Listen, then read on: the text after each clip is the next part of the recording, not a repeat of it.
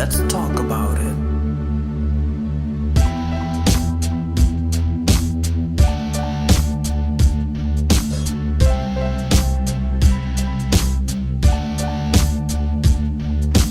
Real truth and power. Health.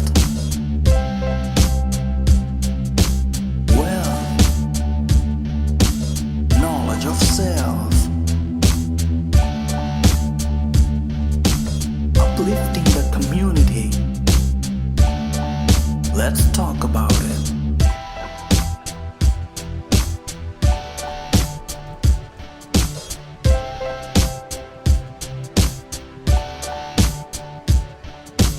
Real truth and power. Health. Wealth. Knowledge of self. Uplifting the community. Let's talk about it. Peace and blessings, family. Peace and blessings. Brother Everett here. You know, we got another powerful show. I got a phenomenal guest coming on. My UNIA brother from Chicago with Street Ministry. So before I introduce him, you know how we do. Let's start the show off right.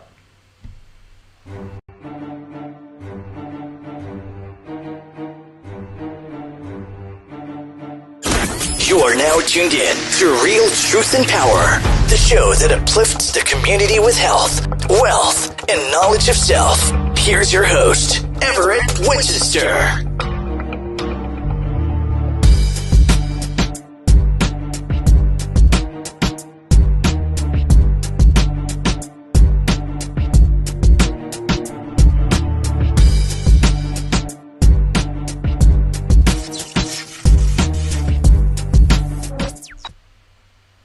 All right, peace and blessings, Race First family. Before I introduce my guest, you know how to do it. Hit that subscribe button, come on in, and let's get it in. I also want to make sure you guys know I got to keep plugging this, the UNIA. Why not? If you're in Baltimore and close areas of Baltimore City, D.C., come on through, show us some love. We're going to have black-owned vendors. Black-owned vendors come out, support black-owned, hear about a lot of peace and unity. And let's show our people how we can do it and celebrate and talk about unity and peace and fellowship, live music. It's going to be a great event. You got to come, September 25th. So, before I introduce my guest, he's an MC. He's out there talking to the youth, preaching Garveyism, powerful brother. Let me play a little video of some of the stuff he's doing musically. Hold on one second. West side of Chicago in K-Town, there's been another episode of violence ripping apart the neighborhoods of Chicago. More and more children are being lost in the streets every single day due to gunfire, diseases, irresponsible sexual activities, and a lack of discipline by both children and parents. I say, what is going on? I say, what is going on? 50 wounded over the weekend, 12 dead, 6 more injured, and indication someone's peeking, reaching for tools that got the burners out for the leakage. The criminal ties throughout Chicago, y'all are truly speaking, to the point your local leaders calling out for this real hip-hop, real hip-hop. When I was growing up on Crenshaw, this that Chirac, when being get plugged, it's the new black. They stay oily fucking thoughts of dope is the I ain't want to give y'all too much. You got to go check out. He's going to give him his plug so you can get his music. But you know what I'm saying. You know I don't mess with any messed up hip-hop. Let me bring in my brother right now. Brother Abdullah, Race First, my brother. What's up with you? What's going on, brother Everett? Race First, you as well, my brother. Brother, I was about to just forget you was on and just rock that video. You know what I'm saying? That you got some nice jams, man. Real talk. You know I'll be following you. You got some nice jams.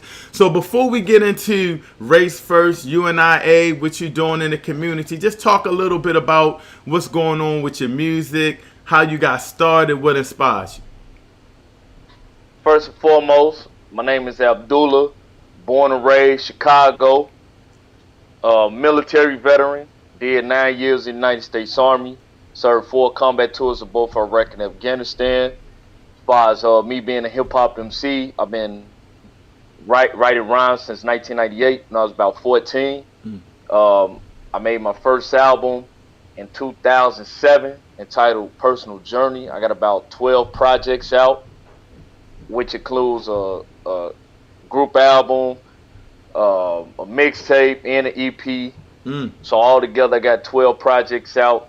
And the video you just played, Chi-Town Destruction, I actually made that about 6 years ago. Really? Yeah. Man, that jam is nice. That's really nice. I love that jam. I love that jam.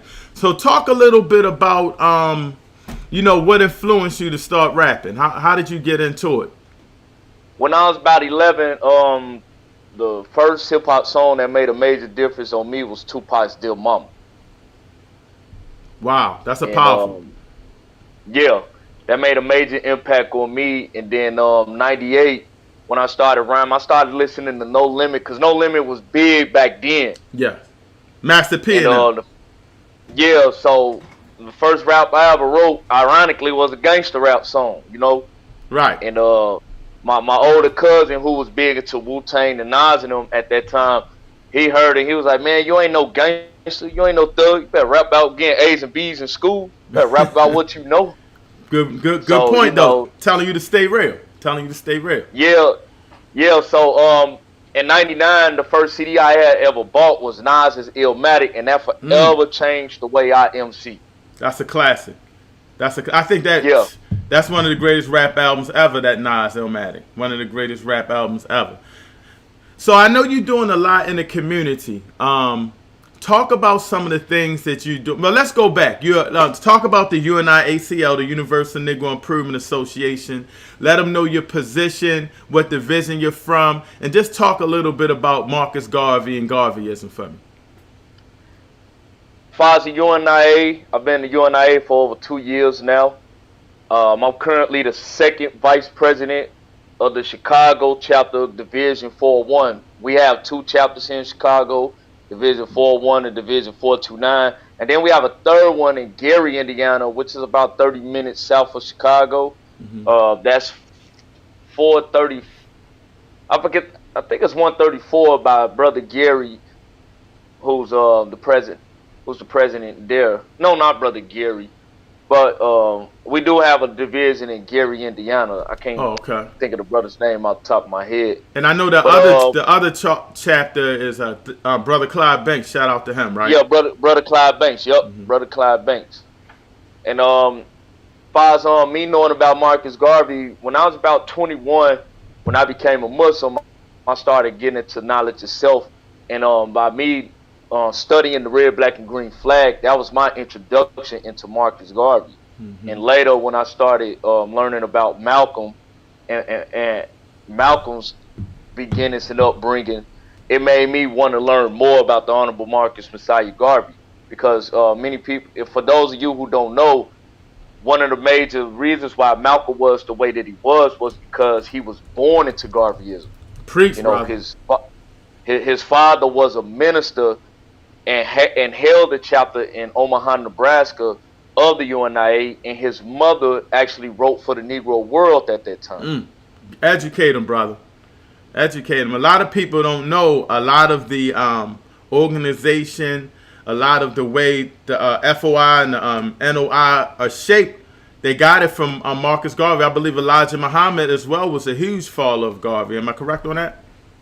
That's true, and even international wise, Kwame Nkrumah, he's on record as the saying that part of his ideal of African nationalism came from Marcus Garvey. Ho Chi Minh, who the United States fought against during the Vietnam War, he actually was a member. He either was a member or he was directly influenced from under Marcus Garvey. Correct. You are correct. That's phenomenal. Now, I know you got a lot of hard times in Chicago. Here, I'm from Baltimore, and the cities are very similar. Black on black crime, high murder rate, living conditions are tough, but it's loving people there. You know what I'm saying? It's loving people there. So talk about the shape of Chicago and the mental mentality of the people in Chicago, our brothers and sisters over there? Okay, well, let me give you a quick background of Chicago. Chicago was founded by a black man, a Haitian named John Paul Baptiste du Sable, Mm. who's the major street on the lakefront of Chicago is currently getting approved to be renamed in his honor. Chicago, we hear about in the media, is all fixated on crime and murder, and we got a whole lot of it. But I come from an era in Chicago where the murder rate was way higher then than it is now. Mm. The only difference is that it's more publicized through the media, and it's spread it across all over the city, as opposed to back in the 70s, 80s, and 90s. Facts. It was fixated mainly in the projects before they tore it down. Facts. But the landscape of Chicago is an absolute beautiful one. I mean, Chicago, for one, is a conscious city. You got the Nation of Islam headquarters here. You have a strong Moorish Science Temple of America presence here. Fred Hampton's son, Fred Hampton Jr., is located here in Chicago as well. Yes. And so we also have, boots on the ground from our brothers and sisters in New Era Chicago. Many of them are Garveyites as well, that are doing community work, and we work alongside with them, myself included. One aspect of the groundwork I like doing with them is the Streets is Watching community patrols, because it reminds me of the things I did in the military, and plus getting active and getting out in the streets and actually speaking to the people in the community. That to me is the most important factor of what we do, because we get a first-hand knowledge as to what's actually happening in the community, while also patronizing black-owned businesses, whether it's small businesses or big businesses, and also just showing that peace, love, and unity to our people. So Chicago is a great city. It's just that people are so fixated on the murder and the crime portion of it that they don't give Chicago its just due. But it's a lot of great brothers and sisters here. I say. You gave us a lot of information there that was really, really powerful. How do you go about, and this can help even our members in our division, how do you guys, cause I love Chicago. I told you when I first saw y'all on the HEC, we got to hook up, Brother Marua. Shout out to President Marua. I was like, I like how they carrying it. Talk a little bit about the challenges you guys face and how you go about teaching Garveyism to the youth, and especially getting it out there, because from what I understand, your division is growing pretty fast. Yeah, our division is one of the fastest growing, and I believe is one of the largest divisions throughout the whole entire UNIA. But just like any other division, we face our own similar challenges. One challenge we face, and I'm pretty sure you face this in Baltimore as well, Brother Everett, is the mindset of how our people are in 2021. Yeah. I just said this the other day in our study session. I said the mindset of our people is they are fully assimilated into this integration type of America, to where they want to be on a kumbaya type of ordeal with other races of people. And so to me, that's the biggest challenge we face out here, is not only telling people to do for self, but literally showing people how a do for self philosophy, as the Honorable Marcus Messiah Garvey has taught us, how to implement a do for self philosophy and to make it practical and to make it work. That's the hardest challenge we face out here, and so that kind of stunts membership a little bit. And another thing is, you have to keep in mind is that just because someone signs up into the UNIA, it doesn't mean that everyone's going to do the work. That's right. You may have 100 people in your division, but you're going to see maybe 10 people at the most doing the most work within that division. That's right. Those are two major challenges I see from a insider outsider's point of view. The inside of it is us having more of our members come to meetings, come to study groups, and having more of an active and involved presence in the community. And the outside portion is changing the mentality of our people and showing them what a race first philosophy does in regards to do for self politically, socially, economically, educationally. These are all aspects that we have to be able to incorporate more within ourselves first, so that when the masses of our people are tired of dealing with the BS from this dominant society, they'll be ready to come to the fold and listen to the true sense of Garveyism. We just have to stay the course as Garveyites to ensure that we are perfectly aligned to lead our people in the right direction. That's right, man. That was powerful what you just said. That was powerful. You know, Brother Roz, I believe from Atlanta, former press from Atlanta, he always told me, he used to say it was 3 type of Garveyites: paying dues member, non-paying dues members, and actual Garveyites out there doing the work. So you, like I said, you know, like you said, you're gonna have a lot of people that want to learn here, there, but when you got your strong force, you just keep pushing with who you got. So that's awesome, and I know y'all got a strong team out there. Yeah, well, what made me become a Garveyite was I never sought to be in the UNIA. You know, Brother Marua just seen me out in the community doing the work already.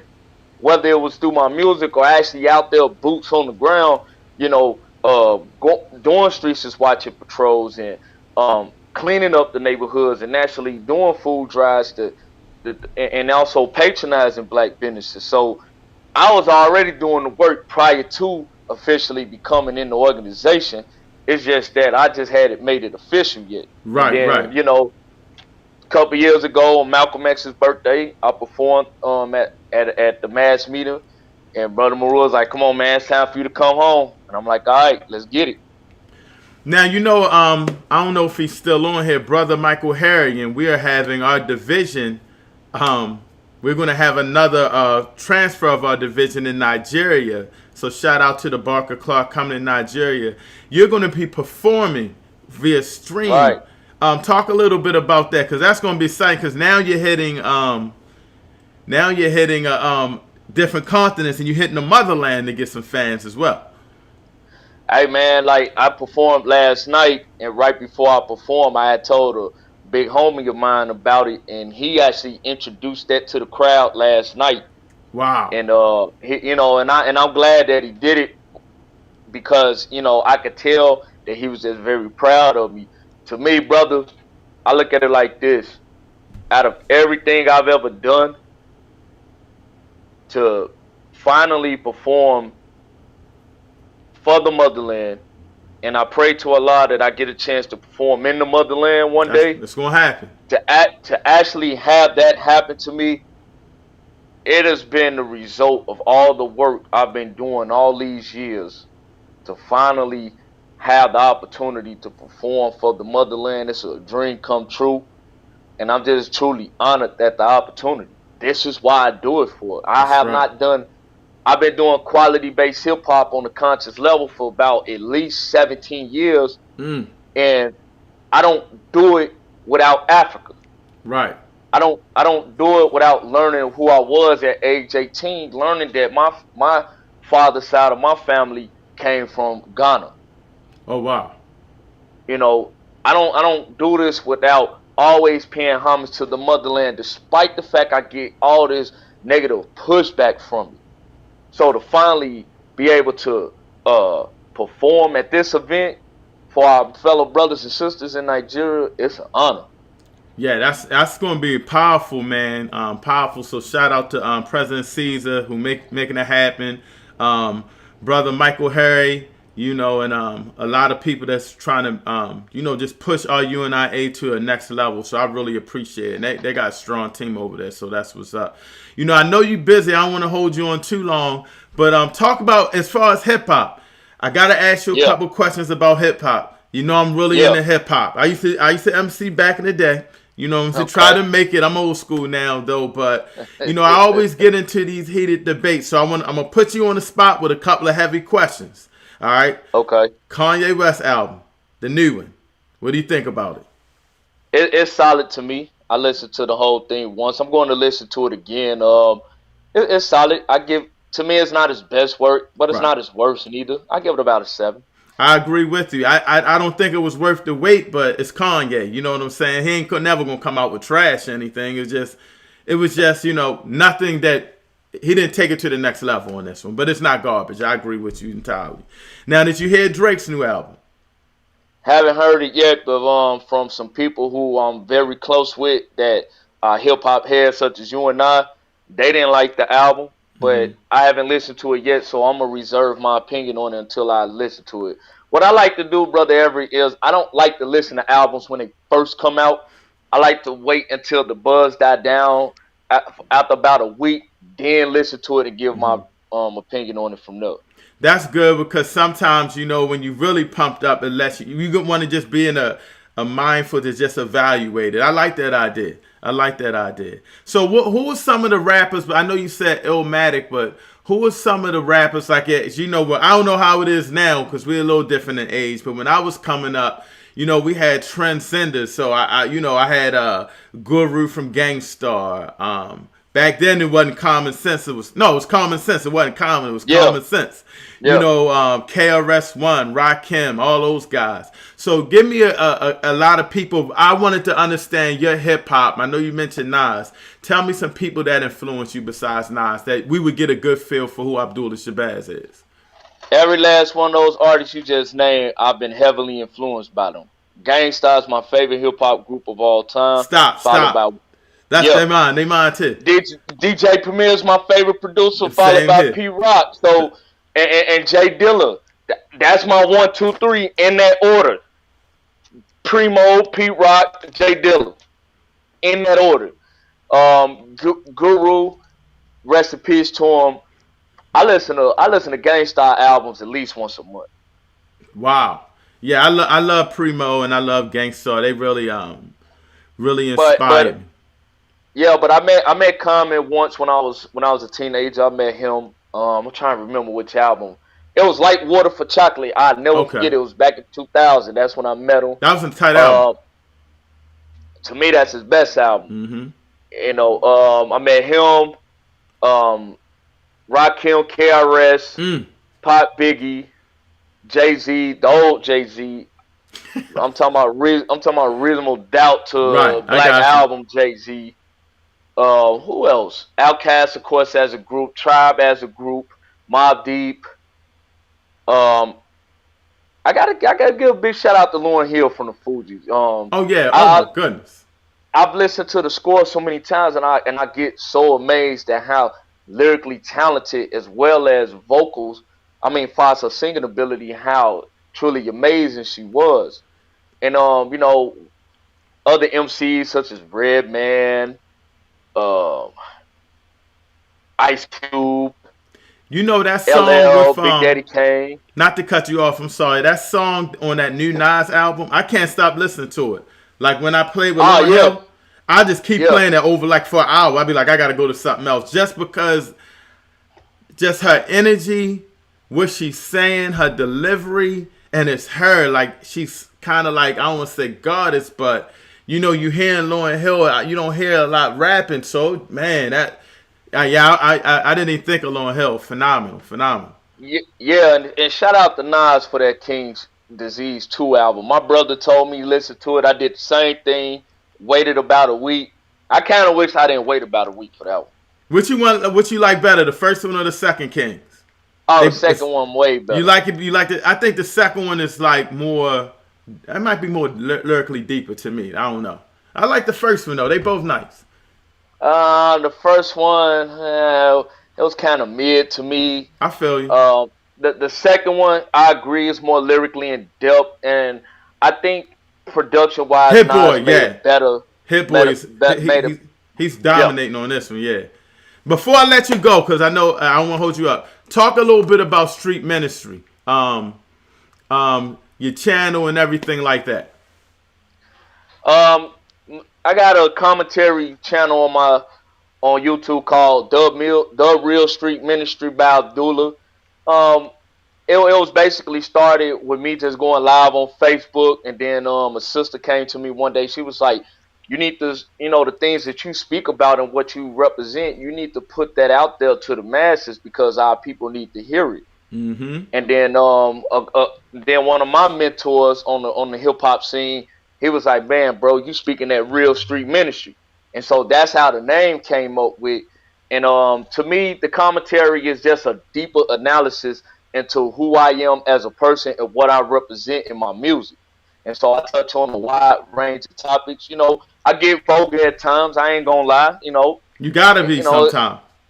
You gotta yeah, I be. mean, I go in, I go ham, but I touch on a wide range of topics. I just put one out early this morning, and me and my cousin, we actually had a sit down where we speaking on interracial relationships and giving a perspective on it. Mm. Even though both of us aren't in an interracial relationship, because my motto is always gonna be race first, and I'm never gonna choose the black woman over anybody else. But I do certain videos on race first philosophy. I got certain videos called "Race First is My Religion," State of Union address from a race first perspective. I did that early this year after the DC riots. Mm-hmm. And, Dang. and also I pay homage to MLK, the real MLK. The one that was talking reparations, not this "I have a dream" That's right. MLK. That's right. I got one on Malcolm. I speak about relationships. I speak about how these gender wars between brothers and sisters is more of a detriment rather than a solution, and how we have to bring back the family structure. And then I go into a little bit of red pill content, but my red pill content is emphasize on brothers being better for themselves so that we can be the leaders that we know we're supposed to be. And I do have videos where I'm critical of both brothers and sisters, but I do it out of kind concern and love, because I know we can do better for ourselves. Shay. Before I let you go, every time I always try to have a guest just give us something powerful that our viewers can take with them. Just a message that's on your mind. It could be anything. It's just what you think we need to do as a people, whatever. Just drop some gems on our people real quick. For our people, it's simple. First and foremost, love and respect yourself. When you love and respect yourself, you can trickle that down for the love and respect of your family. When you love and respect your family, you can have a deep kindness and appreciation for your people. And once you trickle that down to your people, then interact and communicate with other segments of our people, not just in your neighborhood or your block or here in America. Mm-hmm. We are a proud and powerful people. We expand all over this planet, and we have to recognize our value and our worth. And as long as you have that love and respect for yourself, you recognize the true power within you, spread that amongst your family, your community, your people, the people within your nation, and the people outside of your nation. Because at the end of the day, Garveyism teaches us that united we stand. We're the most powerful entity on this planet. Even our enemies have to recognize that, because they know the true value of our work. It is up to us, especially now, to not only identify our worth, but also put into practice and existence the essence of what our worth really is. And that's pretty much all I got to say, Brother Everett. Brother Abdullah, you my guy. I love you, my brother. Whatever you need, Baltimore got y'all back. We are there. And just thank you so much for just giving me some content, some positive content, and more importantly, some real hip hop. We got to push you. So, once I go through, I always start promoting my podcast. So you're going to get a bunch of views later on this. And, I got you back. Whatever you need, just hit Bark and Clark. We got you. I appreciate it, Brother Everett. And, us here in Chicago, we definitely going to rock with y'all and be more, man. Whatever events we got going on, I'm going to make sure that I share that information with you guys. And you said something powerful before I go. I remember you said something powerful recently. And I think this is the reason why you and I connected. You said that it is time for us and other divisions to reach out to each other. That's right. And collaborate with each other. Because, in our own respective divisions, we got our own thing going on. However, at the end of the day, it's not the Chicago or the Baltimore UNIA. It's the UNIA. That's right, which brings us together. That's right, my brother. I appreciate you, man. Powerful, powerful. Well, thank you again, and I'll be talking to you soon. All right, brother. Race first. Peace and love to you. Race first. Man, that was my brother Abdullah Shabazz. Man, he did a powerful interview. Thank you for that, brother, for tuning in. Please hit that share button and subscribe, but definitely get this brother's content out. It was just a blessing to have him on. What else can I say? Just another powerful, powerful show. I want to thank you guys for tuning in. Brother Everett, I'm out of here. See you guys tonight, 9 o'clock. Are black people irresponsible for refusing to take the vaccine? Are you vaccinated? Are you going to get vaccinated? Are your kids vaccinated? Young adults vaccinated? Are you irresponsible, or do you have a good reason not to? We're going to talk about that on the next podcast, which is tonight at 9 o'clock Eastern with Brother Jay Rich. So he's going to go in. And if you got some big issues with him saying what he's saying, call into the show. We out of here.